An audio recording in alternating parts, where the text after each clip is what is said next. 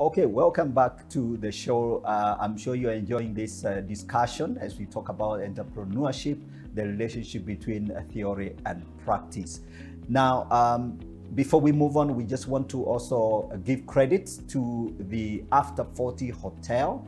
We are recording this show in this particular hotel located off Mwindibingo Street in the CBD of Nairobi. This is an excellent place where you can enjoy a cup of coffee. They have other hotel facilities here, and it is a very, very comfortable place. So yeah, so we recommend it, and enjoy and do find time to savor the facility when you have time. All right, so we want to go back to the conversation. Before we went on a break, we talked about some of the key elements of success. One of them we agreed is a keen eye. You must be able to see opportunities in the market. You must have that very, very important insight, capacity to see opportunities in the market. And the other thing is that you must be prepared to create value for the customer. You must be able to understand the whole idea of creating value through a simple, straightforward business model. So we want to go back to the conversation, and I want you to add on the list of the key elements of success, and tell us more about the key elements of success. I think another key element that many people don't talk about is timing. Okay. You know, you can have a very good idea, Yes. but the timing is wrong. Yes. I'll give you an example of Instagram. Yes. Instagram was not the first photo sharing product in this world. Okay. Actually, a company called Photo in 2001 had the similar idea. Okay. But they never went anywhere because that was not the time. Okay. So, because of the millennials and all these people, the Generation Z, Yes. it was very easy for Instagram when it came to the market 9 years after, that is 2010, Yes. to thrive. Okay. Facebook was not the first platform for communication, social media. We had others. Okay. Google was not the first one, but the timing is very important. I hear YouTube is the same. The Yes. story of YouTube is the same. Yes. There was an earlier, there were earlier platforms for sharing videos Yes. that had tried to come in, but there was a problem of the kind of internet. Yes. You know, the capacity, Yes. you know, availability of to a critical number of people who can share videos, and the platform to share that video technology. Yes, so timing is very important. Actually, a research done in America stated that the most important thing when you're starting a business is timing. It is not all these other things that we talk about, funding. Yes. In fact, the business model and the idea come second. Okay. And that. Timing. Is it the right time for that idea? And therefore, the entrepreneurs should know this, that you can have a very good idea, but ask yourself, is this the best time for this idea? Because as you have talked about, the idea may be very good, but the infrastructure is not laid on in a better way such that your idea can be able to kickstart. Okay. So we need to look at some of those, the timing. The other one is action. Okay. You know, you can have a very good idea, Yes. but you keep talking about it. Yes. And I think these are some of the things that we have, especially in Africa, where we are very good in talking, but very poor in doing. We attend a lot of entrepreneurship conferences, and we spend days and we travel, and there has been a lot of training on entrepreneurship. Yes. But a lot of people just do all the training, but they really never get, going. So talk about the action. And you know, Pastor Gigi, this is even biblical. That is why sometimes I even wonder what is wrong with us. Yes. Jesus never healed anybody who did not take an action. Okay. Everybody was healed in Jesus, but Jesus Christ took an action of faith. Yes. But we people don't want to take an action of faith and start. Yes. So that we succeed. He would tell someone, your faith has made you well. Yes. And so there was the part of the person who needed healing. Yes. To act on their faith. Yes. You know, and I remember there's the story of the blind man who came to Jesus, and he asked, and people were saying, no, Jesus healed this man. And Jesus actually engaged this person and asked him, would you like to be made well? So in other words, he needed his engagement. Yes. He needed him to be part of the miracle. So action, doing what, so a lot of people have business ideas. Yes. And by the way, before we come to the action, talk about how many ideas do you need to have for you to really find the right idea to implement?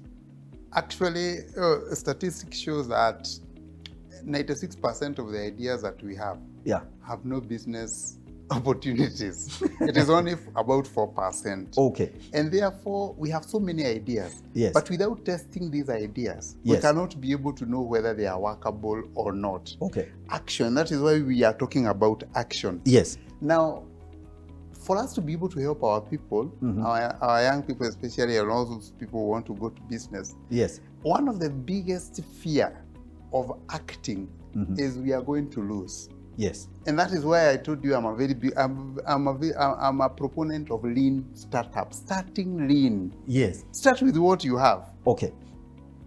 Build whatever you are going to, wherever you are going to go, based on what the customer is going to tell you. You know, there's a story that is always given of somebody who was making dogs food. Okay. But he never consulted the dogs. Okay. He consulted the owner of the dog. Okay. So when he produced the food, the dog refused to eat the food because it was never consulted. He consulted. So how do you exactly consult a dog? The dog isn't going to sit in a conference like this talking about what it loves eating. So how did the dog get involved in that conversation? You give it the food when you produce it to see whether it and then observe. But you cannot consult the owner of the dog, and it is not the owner who is going to eat the food. So take action. Go outside. Yes. Try to see whether the customers you think that can buy the product are going to buy the product. And actually what is going to happen, what usually happens, is that the customers give you ideas. I like giving examples of M-Pesa because it is our own product. I'll give you an example of M-Pesa. Let us look at the action and how it has grown. Yes. In 2007 when it started, we were just thrown a product that could only send money and receive money. Yes. Those two things alone. Yes. But as we sent the money, we started sending the money to the wrong people. Okay. So we complained. Yes. And therefore, they developed a system where you can be able to reverse the money. Yes.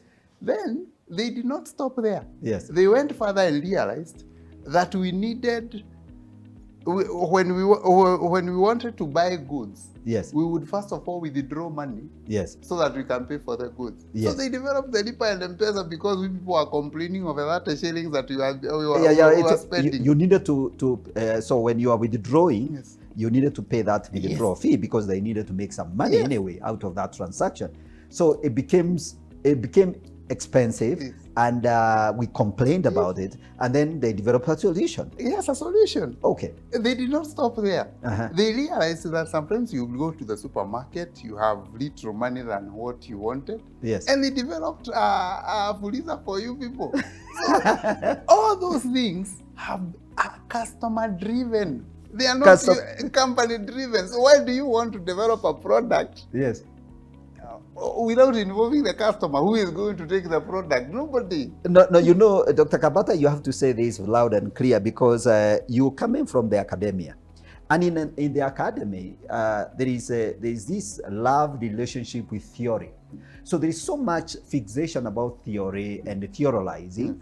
And like people are taught about entrepreneurship and not taught to be entrepreneurs. So they come out with a lot of theories. But what you are saying, there is this difference between the actual practice and the theory. And until you put your idea on the ground and then work, it kind of iterate, trial and error. Talk to us about that, because I think now, of course, for example, this COVID has produced interesting ideas. There was a ventilator that was done in KU. In fact, it is really, and I really don't want to do the talking. You're the one who should be doing the talking.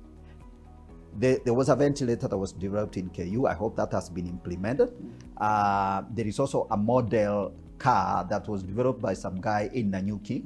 It's called B150. So, and the guy who developed this car can hardly even speak in English. So he speaks in Swahili. I saw an interview he did with Nation. So these things are being developed outside the university, outside academia.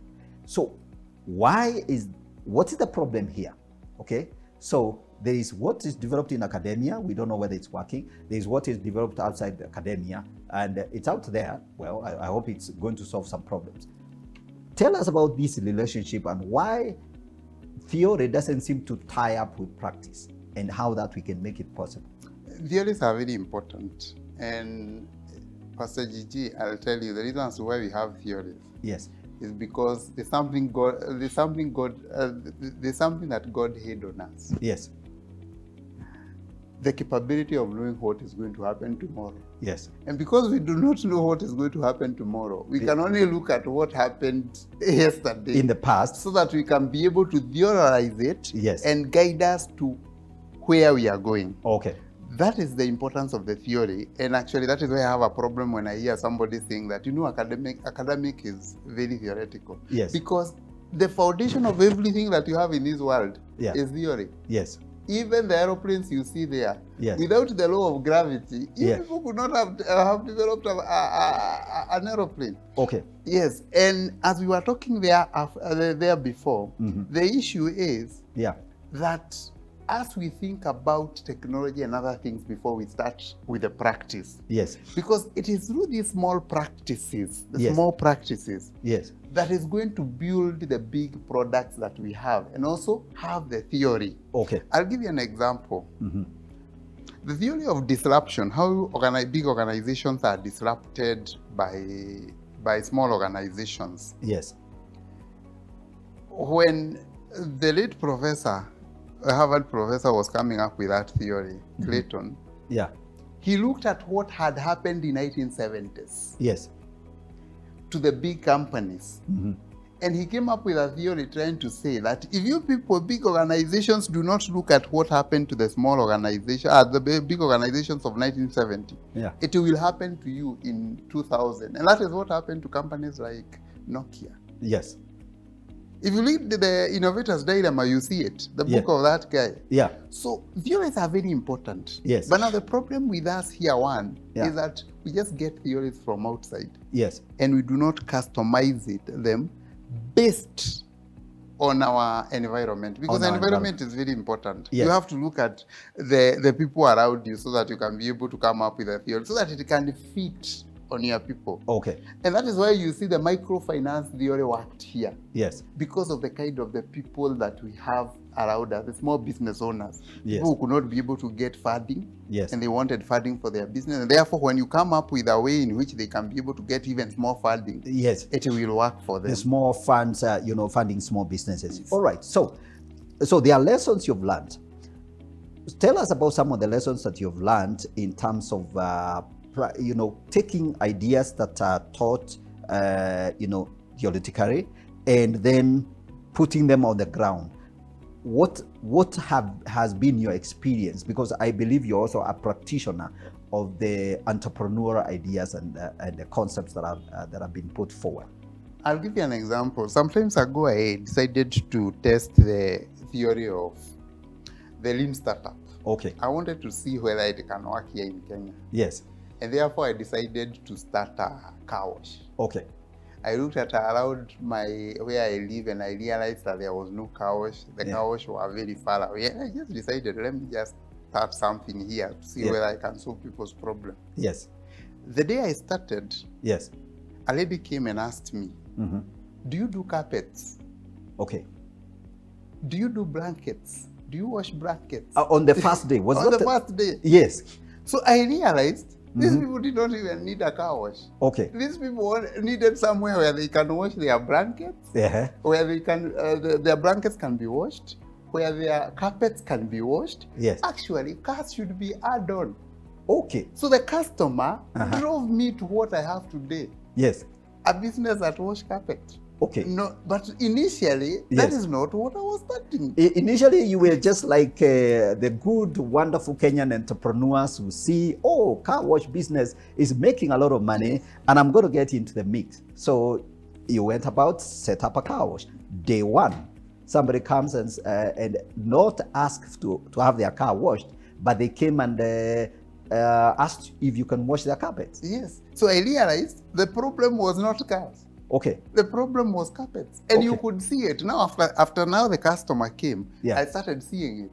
All these places have flats. Yes. How, you know, you ask yourself a very simple question. Yes. You have flats around you. Yes. How many people own cars there? Very few. But how many people own blankets and carpets in that area? Very many. So, but you cannot know these Yes. without starting.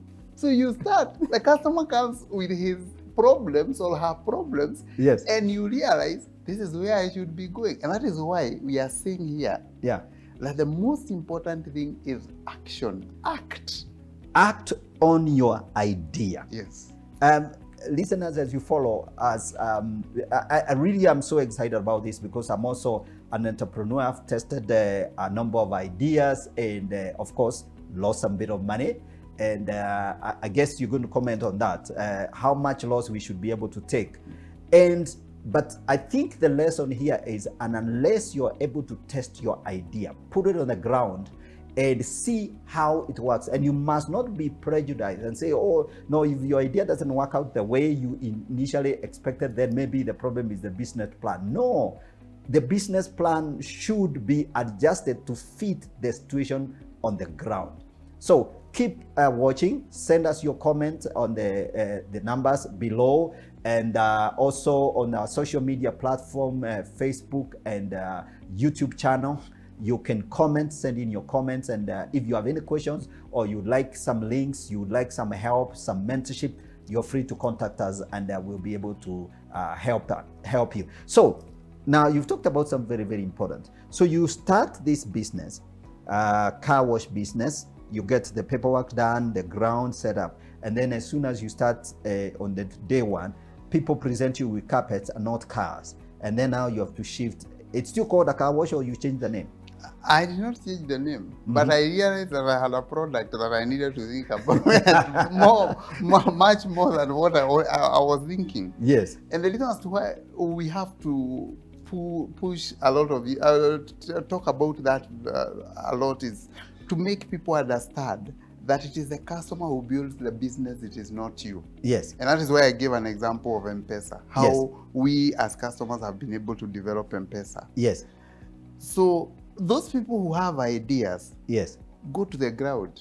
Yes. Let the customer tell you what you want. Let the customer teach you what they want. Let the customer come out with this need. So that your idea and the customer's requirement are able to meet somewhere. Yes. And then that's where value is created. Yes. So value created is not created in one direction. You are the entrepreneur who has a concept of what you want to implement, and then is the problem you're trying to solve from the customer. But let the customer tell you what exactly the nature of their problem is. Yes, and that is where now the business plan has a problem. Yes. Because you see, you write a business plan. Yes.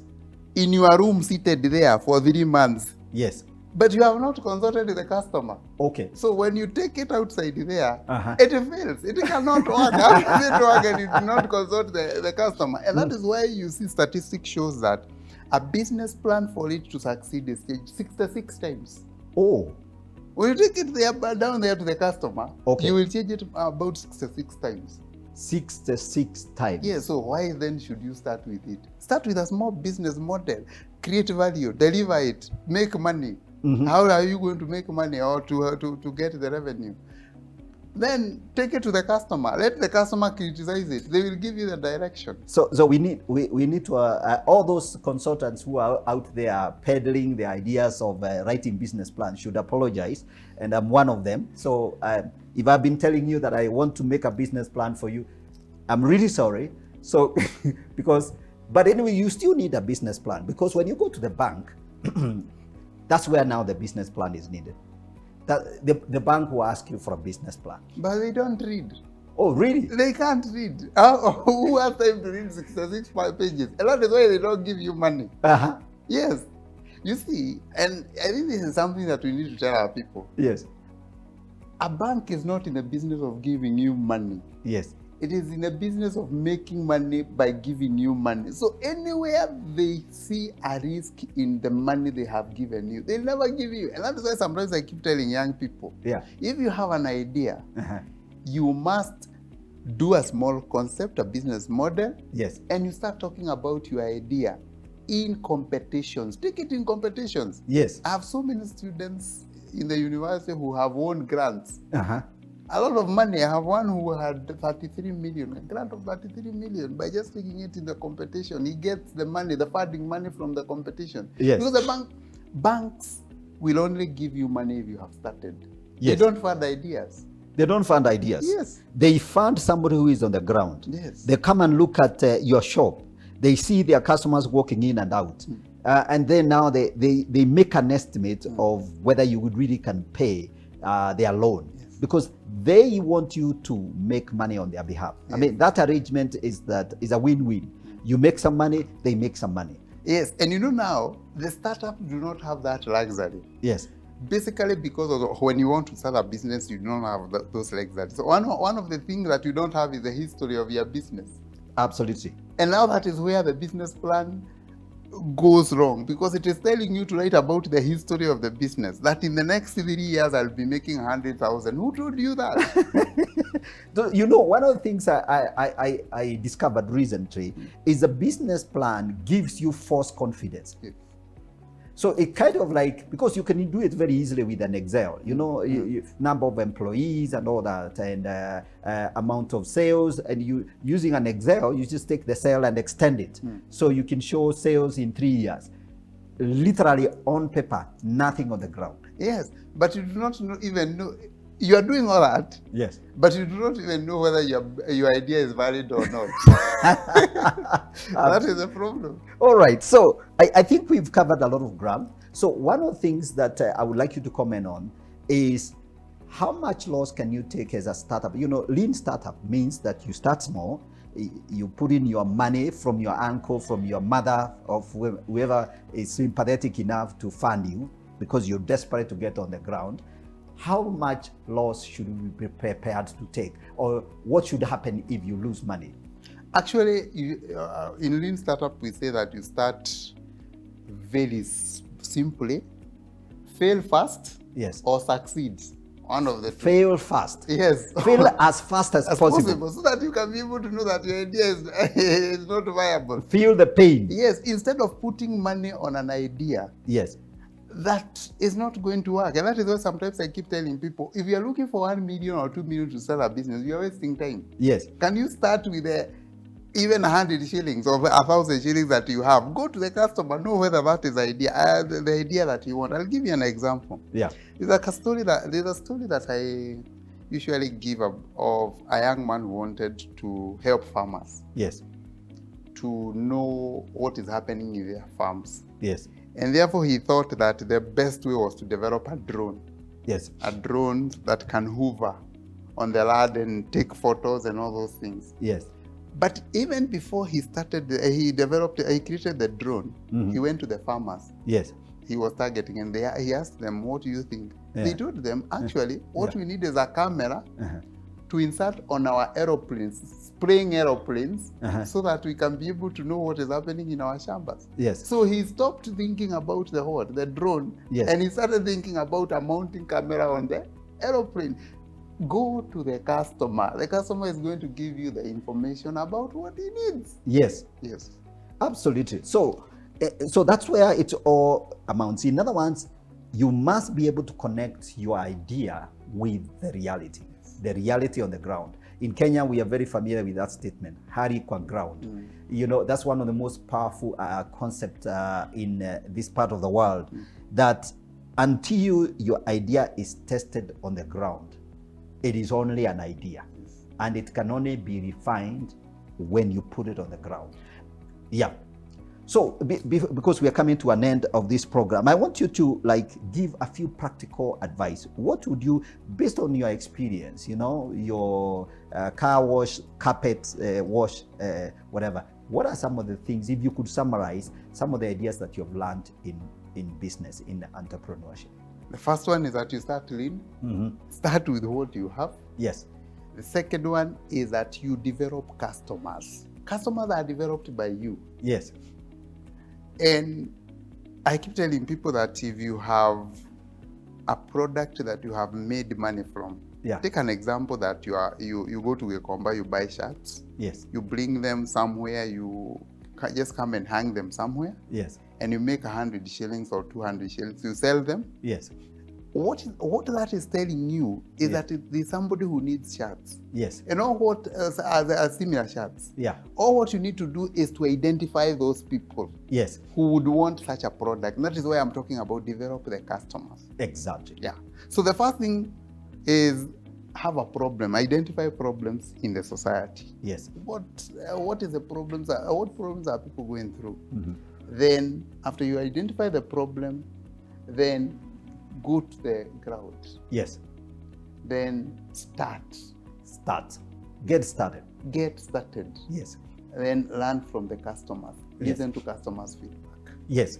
Let the customers tell you what they want. Yes. And even when they don't tell you, observe carefully Yes. how they are behaving, Yes. what they are ordering, Yes. when they are ordering. And then from that, you can now use that knowledge to refine your idea. Then there is one more thing. What should you do about competition? You know, competition will always be there. Yes.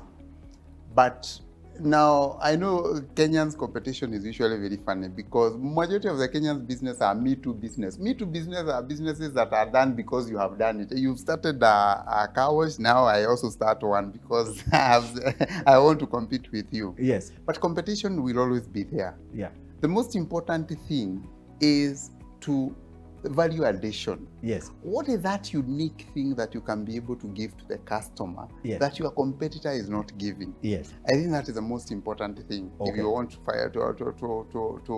To deal with competition. to deal with the competition. Okay, so you need to identify what is this value you are adding. Yes. And to the extent that the value you are adding is slightly better than the value the other person is offering, is adding, or even just in terms, if it's a service, you are able to serve your customer better. You give them a much better experience. Yes. So you pay attention to that interaction with the customer. Let them say, oh, so-and-so is so reliable. This other guy, he has the same product, but he's not reliable. You know, we order, he delays the orders and all that. So you let your idea win itself in with the customer. Mm-hmm. You endear yourself to the customer. Okay, so, wow, wonderful, amazing insights, amazing ideas here. I believe Dr. Kabata has shared with us very, very valuable lessons and how to start small, you know, the idea of lean. I believe that's an idea I think maybe we might revisit on another day. But the bottom line is you don't just have the idea in your head. You need to find a way of putting your ideas on the ground, test it, and see how it works, and be flexible enough to play around with that idea, and then you will eventually win the game. Don't worry about competition. If you can provide the service better, smarter, better customer service, more reliability, you're going to be able to win the game of entrepreneurship. So I hope you've enjoyed the show. Please leave your comments on the numbers below. Go to your social media platforms, give us your feedback. We will be able to answer your questions. If you have any inquiry or you'd like to get in touch with us, I will be able to link you up to Dr. Kabata. And we wish you well as you go into your journey of entrepreneurship. We wish you success. We pray that God will bless you. And we want you to succeed in Jesus' name. And God bless you. Thank you so much for being on this show. This is the GG Report. I'm your host, Godfrey Gishoke. Glad to have you today. Thank you. Bye-bye for now.